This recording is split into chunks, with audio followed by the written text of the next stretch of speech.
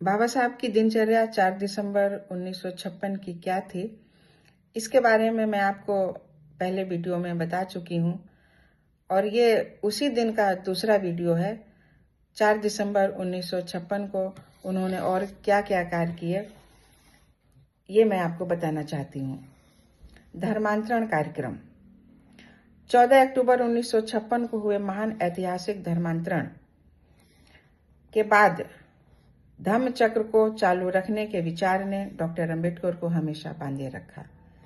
उनके मस्तिष्क में क्रियाकलापों की स्पष्ट रूपरेखा बनी हुई थी, जिसे नागपुर से लौटकर उन्होंने अपने अति निकटस्थ सहयोगियों जैसे दादा साहेब B.K. गायकवाड़, R.D. भंडारे, S.N. शास्त्री और D.G. जाधव आदि के सामने प्रकट भी किया था। यहाँ तक कि अपने बुद्ध धर्म स्वीकार करने के बहुत पहले 1954 में ही उन्होंने बौद्ध जगत से संपर्क बनाने की योजना अच्छी तरह बना ली थी, ताकि आंदोलन को चलाने के लिए आवश्यक धन के साधनों की व्यवस्था की जा सके। उन्होंने बहुत सावधानी से इस नाजुक विषय पर विस्तृत विचार किया, बर्मा की बौद्ध शासन काउंसिल से व्यक्तिगत चर्चा की और 17 जुलाई 1954 को 2 स्मरण पत्र भी प्रस्तुत किए थे। देश में धर्मांतरण कार्यक्रम चलाने के लिए उन्होंने अच्छी तरह योजना बनाई। उन्होंने पार्टी प्रतिनिधियों की बैठक बुलाई, अपने सिपाही सलारों और विभिन्न राज्यों के विशेष पार्टी कार्यकर्ताओं को बुलाया और योजना को अंतिम रूप दिया।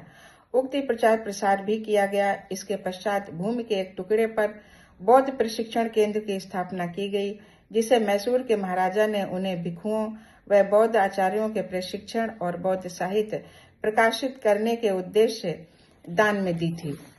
धर्मांतरण कार्यक्रम क्रमबद्ध रूप में दिल्ली, मुंबई, पंजाब, उत्तर प्रदेश और देश के अन्य बड़े नगरों में किया जाना था। उनका निश्चित मत था कि धर्मांतरण की लहर फैल जाएगी। 15 वर्षों में भारत एक बौद्ध देश होकर बौद्ध जगत में सम्मिलित हो जाएगा और उसकी जन्मभूमि का ये देश बौद्ध पुनरुत्थान का अग्रणी देश बन जाएगा। वे कहते थे, ब्राह्मण अंतिम लोग होंगे जो बुद्ध धर्म का अनुसरण करेंगे। इससे पहले मुंबई में पहले से तय धर्मांतरण स्थल को नागपुर स्थानांतरित कर देने के डॉक्टर अंबेडकर के निर्णय से मुंबई के लोग निराश हो गए थे। उन्होंने अपने आप को उपेक्षित सा महसूस किया और उनकी भावनाएं पूरी तरह आहत हुई। वास्तव में इस तरह की अभिव्यक्ति का कोई कारण नहीं था। डॉक्टर अंबेडकर ने 24 सितंबर 1956 को दादा साहब गायकवाड़ को लिखे अपने पत्र में बता दिया था कि इससे वो किसी प्रकार आशंकित ना हो। हमें इस आलोचना को मन में रखना होगा, जो मुंबई के बाहर के लोग हम पर लगाते हैं वे भी हमारे ही लोग हैं।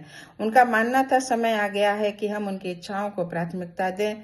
इसमें अफसोस करने का कोई कारण नहीं है, क्योंकि प्रथम समारोह भले ही नागपुर में हो, ऐसा नहीं है कि उसी तरह का समारोह मुंबई या अन्य शहरों में नहीं होगा। जहां कहीं भी अधिक संख्या में लोग होंगे, मैं वहां उपस्थित रहूंगा। इस प्रकार मुंबई के लोगों की इच्छाओं व भावनाओं को ध्यान में रखकर प्रथम धर्मांतरण कार्यक्रम 16 दिसंबर 1956 को मुंबई में करना तय किया गया। मुंबई के लोगों ने डॉक्टर अंबेडकर द्वारा विलंब से लिए गए इस निर्णय में स्वयं को सम्मानित महसूस किया। उसके पश्चात 14 दिसंबर को उन्होंने मुझसे मुंबई जाने के लिए कुछ सीटों के आरक्षण रेलवे स्टेशन से जानकारी प्राप्त करने को कहा। उन्होंने मुझसे ये भी कहा कि मैं 10 दिन की छुट्टी व मुख्यालय छोड़ने की अनुमति लेकर उनके साथ चलने को भी तैयार रहूं। 2 दिन का विश्राम जो उन्हें किसी अग्रिम कार्यक्रम न होने के कारण मिल गया था, इसी तरह के कार्यक्रम हेतु औरंगाबाद जाना था।